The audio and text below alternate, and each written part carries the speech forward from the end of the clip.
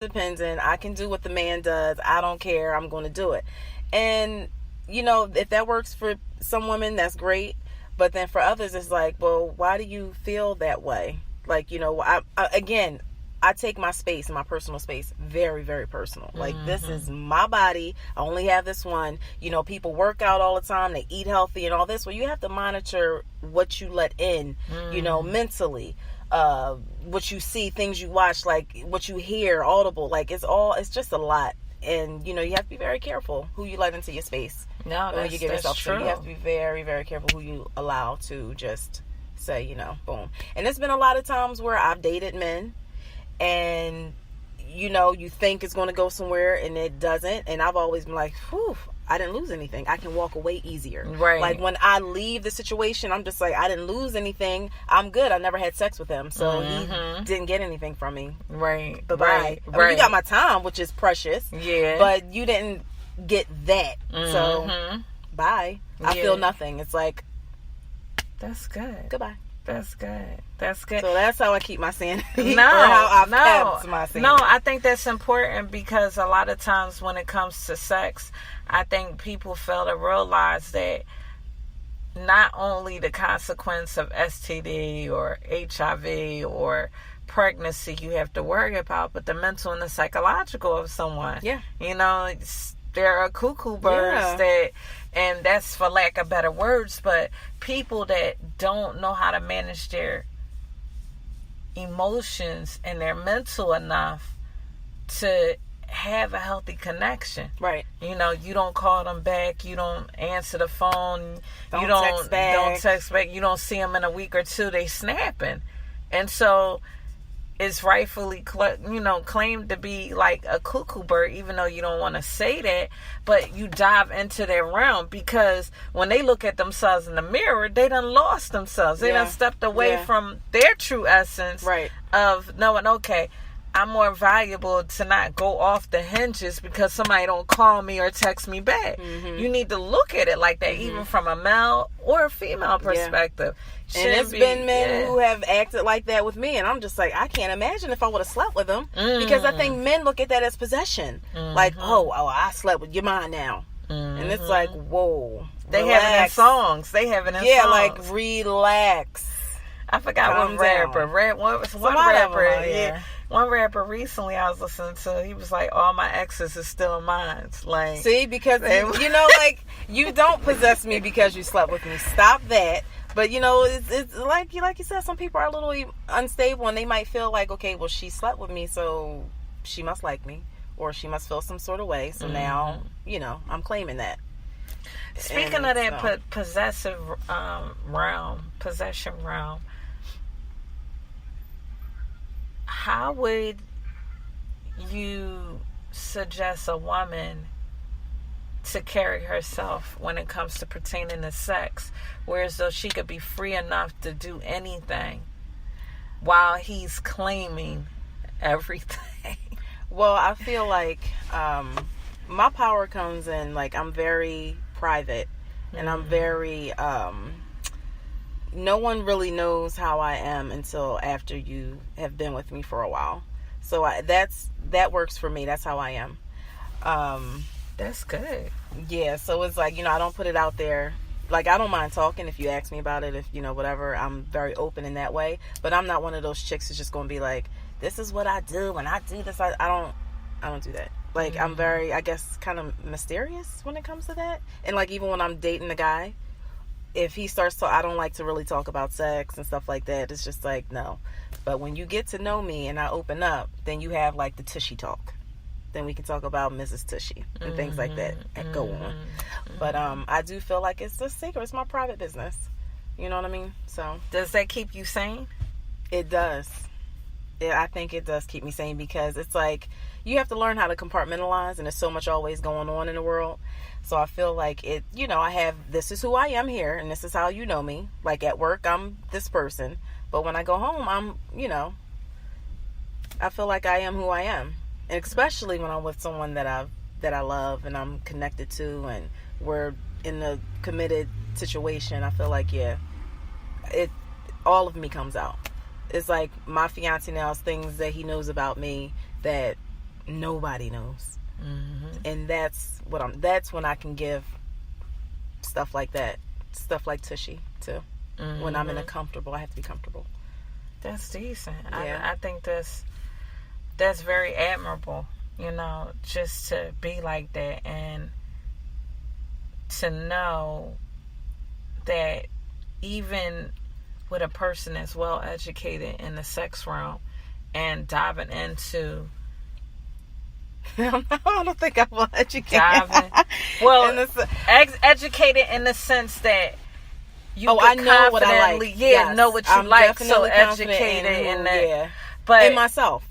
I've gotten to know myself. That's what I was going to say. Yeah. You gotten to know yourself. And it's actually a diagram in the psychology realm called the Johari's window. Mm-hmm. And you're talking about it without talking about it.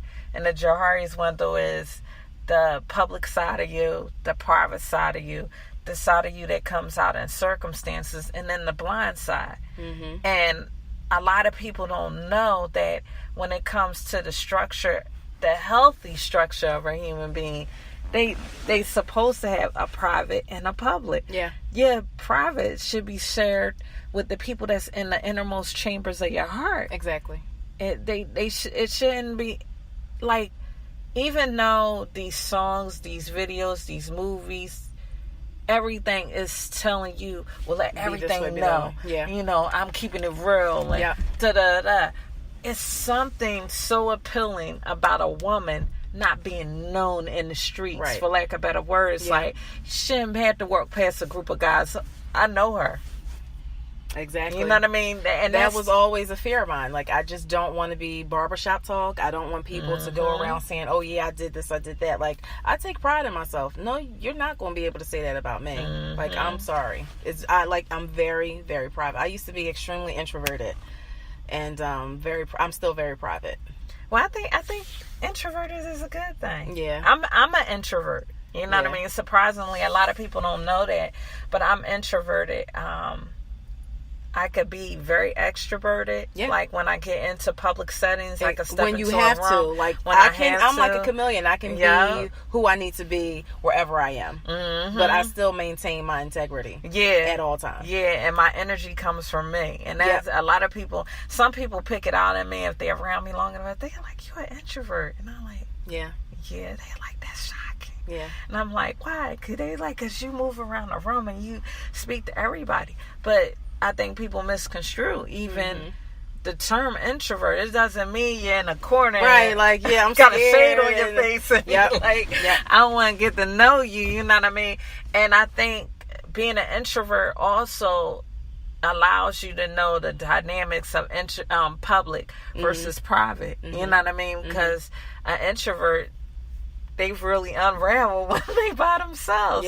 If you living with your significant other, if you're married, if you're engaged, that person has front row seat. Exactly. And I'm telling you, I put on the show, honey. Like, it goes down, but not everybody knows that. Right. You know, and they shouldn't. They see this person and they, but no, it's a lot of different facets to me. No, but I think that's good. That's healthy. That's healthy in the realm of psychology, in the realm of sexuality, because a woman identifying her identity and her uniqueness instead of her sexuality is key. Right. Sexuality is a part of you, but it's not you. Right. And so you don't have to wear a bandana on your forehead I'm saying, I'm down for this, I'm down for that. Oh, I does it all. Like, why do they need... No, you don't need to know that. But so that's why I do I do appreciate privacy. That's why, like, with a lot on my page, I had to take down like some of my pictures or whatever that I had up there, because I really, really want to keep that mystique going. I really don't want to put certain things out there because I'm like, oh my God, my mom, my dad, and this and that. My family, I told my brothers, y'all are not reading this book. But I'm not saying that it's my stories, but a lot of things, everything that I write is from a first person perspective. Like, it's good. Not just, my imagination is good, but I don't know if it's that good. Okay. That's good. So, yeah, I don't know. I just like to have fun. But you know what? The thing about this book is I've done the self-publishing of the children's books. Uh-huh. And that was my passion. That's what I was into. Right, I remember. And I'm just like, you know what? You know, I was talking to a friend of mine, and they kind of put a bug in my ear. And I'm just like, let me see. He was like, write 10 short stories and do this and do. And I'm like, all right, let me see. Right. And I tried it, and I was like, this is really liberating. It was almost like I was in therapy. Yeah. Like, wow, this is pretty cool. I can get used to this. Like, I want to do more and do more and more and more and more. And then, like, different ideas came, and then I'm thinking, like shows that I could do. So I'm like, I like this. Yeah, I definitely it's just the beginning of your brand, right? Exactly. Well, basically, your brand been started even with the children's books because I thought that was awesome. Yeah. And now this is on the frontier, and it's only expanding your brand. Yeah. And maybe putting even a more emphasis on. Look, and it's allowing me to be the person that I really am. I have so many different qualities about me that I honestly love them all. You know, I love dealing with children. I love doing the kitty books and the kitty music. Like, I love that. Mm-hmm. But I'm like, I love this too. Yeah. So I'm like, you know, I was watching an interview of Beyonce, and she was like doing a video or something like that. And she was like, I'm also working on Dreamgirls and blah, blah, blah, too. So I'm kind of like, it's hard for me to go back in and out of character and this and that. So I'm like, yo, if she can do it, I can do it. I can do both at the same time. Oh, yeah. Like, I can still do this adult book and the kitty stuff at the same time and be happy. Like, I thought, you know, I had to completely shut off the kitty things so that I could focus on this. But I'm like, I really don't have to. Like, this is my creative mind. I can do what I feel, because me writing is not just like, okay, I'm gonna take 20 minutes or half an hour, I'm gonna sit here and I'm gonna write something. I'm just inspired off a lot of different things. It comes and it goes. Some days I'm inspired from things, and some days I'm not. So of course the days I'm not writing anything. So I only go off of what comes from inside of me and from my mind. So I'm like, I can do this. I can do both. Awesome. So I'm going to do it both. Yeah. Like, I'm going to promote and do both, and I'm just going to have to jump in and out of character, and I'm fine with that. Yeah, and you'll be exhausted, but it'll be a good exhaustion. It'll be good exhaustion. You know, it'll be a good exhaustion. Yeah. And I think when people are building their brand, they don't realize that. Yeah. You know, it's a good exhaustion. If you sitting back, I read something today. It was like in the music realm. This guy had said, it's funny how somebody make a song, post it up on SoundCloud, wait for people to listen to it, then they'll go ride a bike, they'll go skiing, they'll go shopping, they'll come back, do a little, 2-day weekend trip with somebody else, and then they'll sit back and say, well, nothing's happening. But you're not happening. You just got caught in that one post. You thought you was that high out of that one post that, everybody's just going to be a magnet to me. But the process is given to the hustler. Yes. It really is. And that's what I'm learning. You have to hustle. Like where I am now, I was given the opportunity, just because I was always really, really shy. Right. And a little, with the introvertedness. Right. I kind of, marketing is not my thing. Like, I hate talking about myself. I just I don't want to talk about myself. I don't know. But now I'm learning I have to be like, I'm like, oh my God, I don't like talking. Like, I'm like this. I'm one of these people. Like, I don't, like, how are you? Like, I'm good, I guess. But now it's like, listen, I have to be a pit bull. If this is something, this is my passion. I believe in myself. So I'm going to put it out there. Listen, this is what I do. What's up? So the principal at the school where I am, she's like, look, we want to use your song for the school. Nice. For the kids to sing every morning. I'm like, let's do this. Oh, pardon me. Nice. So, I'm just like, I'm learning. Like you said, you have to hustle. You got to put it out there. You got to believe in yourself. You have to believe in your craft and who you are and what you're doing as a person for other people to believe it. And that's where I am right now. I'm like, I'm not going to stop. I will harass everybody I need to be heard. I want my stuff out there. And yes, I believe in it. It's not perfect, because I used to always, like, I'm a perfectionist. Oh, I have to be perfect. I have to be perfect. I want people to like it. I don't care if people like it or they don't like it. I like it. And I believe in what I put out there. And I know everything's not for everyone. And that's what I'm also learning now also.